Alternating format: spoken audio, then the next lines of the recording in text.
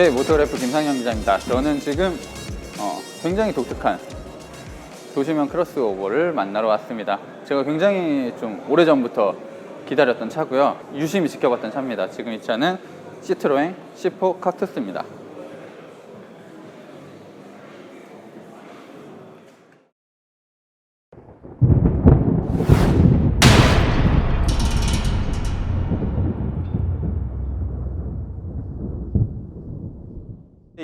지금 이 차 같은 경우는 일단 예전에 2010년도 초반에 시트로엥이 컨셉트카를 하나 공개를 했고요. 이 컨셉트카가 분위기가 좋으면 양산을 하겠다, 뭐 이런 마인드로 컨셉트카를 일단 먼저 내놨습니다. 그리고 그때 이제 분위기가 너무 좋았고 반응이 좋아서 만든 차가 칵투스고요. 그때 컨셉트카의 디자인이 거의 그대로 모든 게 들어가 있습니다. 앞모습, 뭐 옆모습 모든 게 거의 뭐 일반적이지 않은데요. 이 앞모습 같은 경우도 이 LED 주간주행 등과 헤드램프가 이렇게 나눠져 있고요. 보통은 주로 이 주간주행 등이 아래에 위치하는 경우가 많은데 이거는 약간 좀 눈썹처럼 위치하게 됐습니다. 약간 좀 뭐 아쉬운 부분은 이제 LED 이제 주간주행 등이 따로 있는 반면 이제 헤드램프 같은 경우는 이제 아직도 할로겐을 좀 쓰고 있다는 부분은 조금 아쉽네요. 이 주간주행 등과 이 헤드램프가 완전히 이렇게 분리되어 있는 경우가 이제 흔치 않고, 시트로엥의 몇몇 차종은 이렇게 하고 있고, 뭐 이제 지프 체로키 같은 경우도 이런 방식을 채택하고 있습니다. 일단 굉장히 생소하기 때문에 눈에는 확 띄는 것 같아요. 시트로엥과 푸조가 많이 사용하는 MCP 변속기, 그러니까 흔히 말하는 수동화 자동 변속기랑 조합이 돼서 굉장히 좋은 연비를 C4 칵투스가 갖고 있습니다. 이 차 연비는 이제 국내 복합 연비는 17.5kg 리터입니다. 굉장히 우수한 연비를 갖고 있고, 사실 그 디젤 엔진의 특징 중 하나는 복합 연비보다 누구나 쉽게 더 좋은 연비를 발휘할 수 있다는 점, 뭐 실연비가 굉장히 우수하다는 점이 특징이라고 할 수 있을 텐데요. 이 차도 분명히 가벼워졌고 좋은 엔진과 좋은 변속기, 효율의 좋은 변속기를 달았기 때문에 뭐 연비에 대해서는 의심할 필요가 없을 것 같습니다. 네, 그리고 좀 굉장히 많은 독특한 특징들이 있는데요. 일단 이 보닛에 보시면 그 워셔액 노즐이 보이지가 않습니다. 굉장히 매끈한 보닛이에요. 자, 워셔액은 어디서 나올까요? 이 와이퍼에서 자체적으로 워셔액이 나옵니다. 여기 이제 호스가 연결이 되어 있고요. 이제 여기를 따라서 워셔액이 이 와이퍼에서 쭉 나옵니다.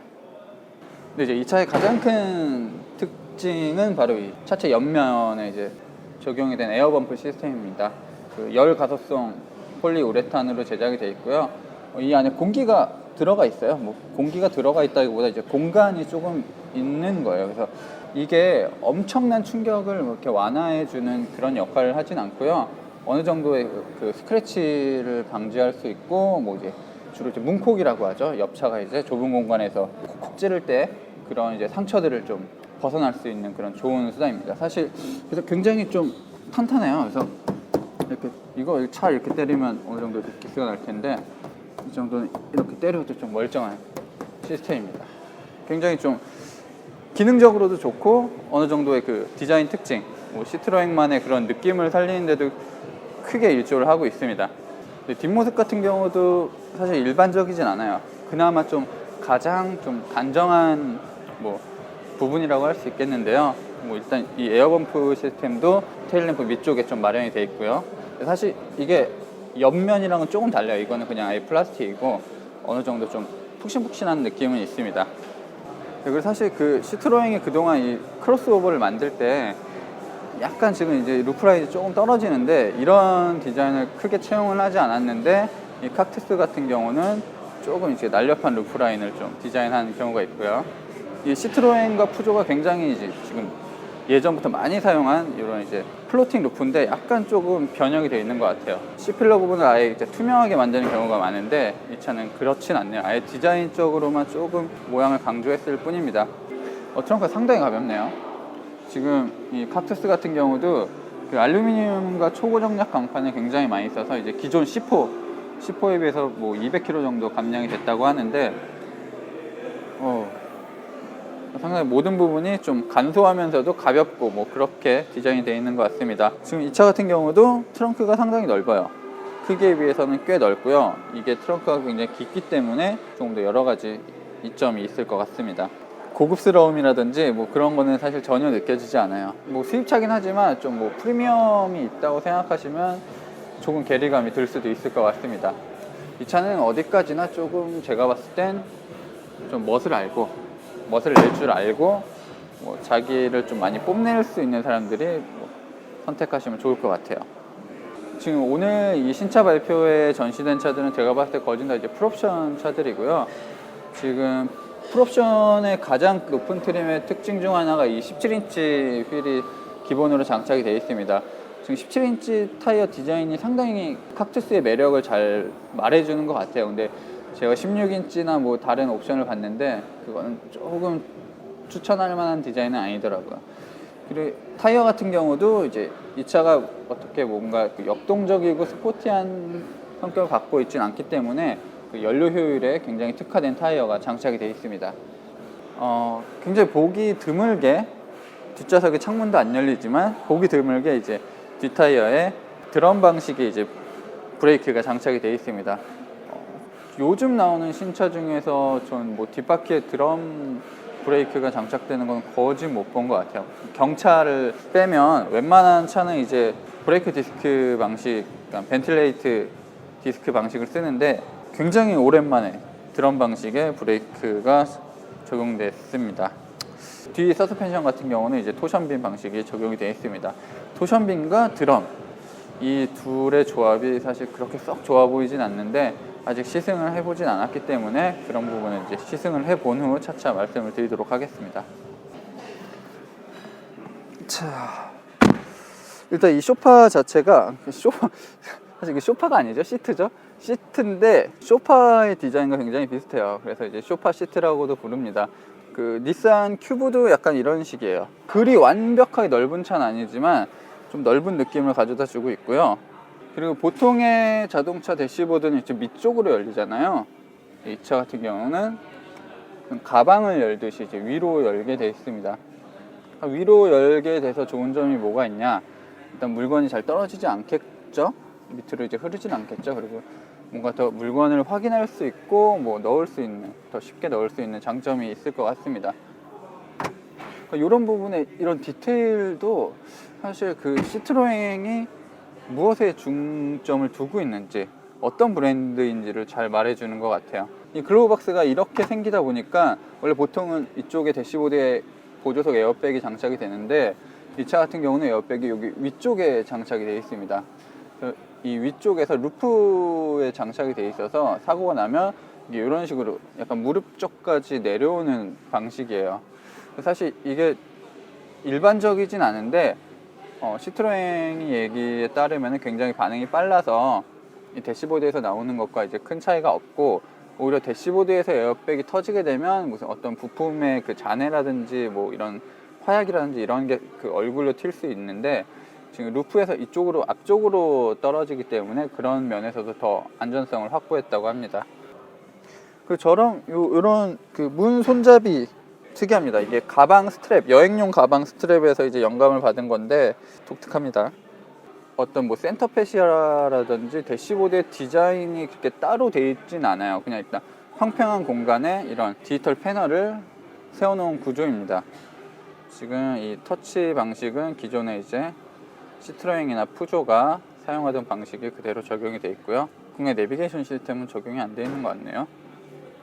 이쪽 부분도 굉장히 일반적이지 않죠? 일단 기어는 이 부분이 이제 기어 노브라고 할 수 있습니다.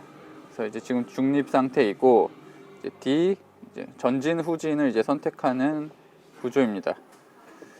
이게 기어 노브 같죠? 이건 기어 노브가 아니라 잠깐만. 이건 이제 사이드 브레이크. 많은 분들이 처음 타시면 이게 기어 노브인 줄 알고 이걸 이제 조정을 많이 하려고 하시는데 이 부분은 이제 사이드 브레이크입니다. 어이구 무거워라. 꽤 힘이 드네요. 지금 조금 아쉬운 부분이 굉장히 소재적인 측면에서 직물 시트가 뭐 이렇게 나쁘진 않아요. 사실 직물 시트가 뭐 장점도 있는데 그 고급스럽다 뭐 그런 느낌은 좀 크지 않기 때문에 이걸 국내 소비자들, 굉장히 수입차에 많은 걸 바라는 국내 소비자들이 어떻게 지켜볼지는 봐야 될 것 같습니다. 이게 근데 시트가 진짜 소파 같은 느낌이 들어요. 이게 모양만 소파가 아니라 막 푹신푹신해서 이 착착감은 진짜 좋네요. 의외로. 근데 무슨 뭐 좌우로 잡아주고 이런 뭐 기능 따위는 없지만 굉장히 좀 편안한 공간이 나옵니다. 그리고 제가 느낀 게 개방감이 확실히 좋아요. 이게 앞쪽 시트보다 조금 더 높게 지금 시트가 돼 있어서 전방까지 시야가 좀 잘 보이는 편이고요. 이 파노라마 루프도 지금 넓은 시야를 갖게 하는데 많은 도움을 주고 있습니다. 지금 근데 이 차의 가장 큰 문제점, 가장 문제점이라보다 좀 단점, 뒷유리가 열리지가 않아요. 그러니까 뒷유리가 그 윈도우 방식으로 위아래로 내리는 방식이 아니라 밀어내는 방식입니다. 이거 예전에 우리나라 한 8, 90년대 승합차들이 뭐 이런 방식을 썼었죠. 가족을 위한 도시명 SUV라고 생각한다면 뒤에 자녀들이, 아이들이 탔을 때 좀 많이 답답해 할 수도 있을 것 같아요. 창문이 안 열리면 에어컨 송풍구라도 있어야 되는데 지금 뭐 에어컨 송풍구도 따로 마련되어 있지 않아서 뭐 여러 가지로 좀 뒷좌석에 대한 배려가 좀 적은 것 같은 느낌입니다. 뭐 저런 수납 공간 같은 경우는 굉장히 잘 돼 있는데, 근데 일단은 뭐 다리 공간이라든지 뭐 머리 공간, 이런 뭐 편안함 등에서는 뭐 꽤 괜찮은 것 같습니다.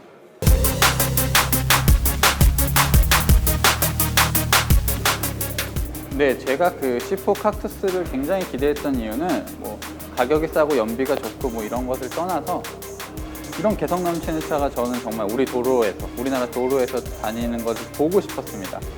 C4 kaktus가 아주 좋은 계기가 됐으면 좋겠습니다. 그러니까 정말 지금 도로에 나가서 보시면 그냥 무조건 은색, 까만색, 뭐 흰색 이런 세단들만 이제 도로를 가득 채우고 있는데, 이런 개성 넘치는 차가 국내 도로에도 좀 많이 다녔으면 좋겠습니다.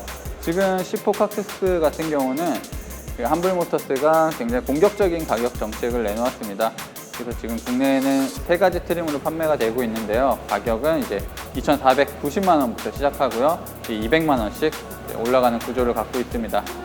그래서 저희 모터그래프는 굉장히 좀 빠른 시일 내에 이 C4 kaktus를 좀 지원을 받아서 여러 가지 테스트와 함께 이 차가 어떤 매력을 갖고 있는지 조금 더 심층적으로 살펴보도록 하겠습니다. 지금까지 모터그래프 김상현 기자였습니다.